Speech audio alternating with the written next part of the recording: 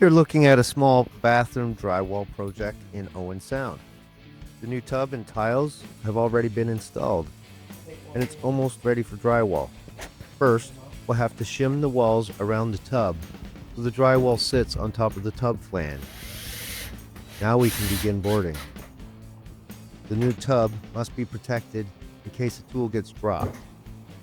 Vinyl tearaway bead gets installed around the tile, and corner bead will separate the drywall from the brick.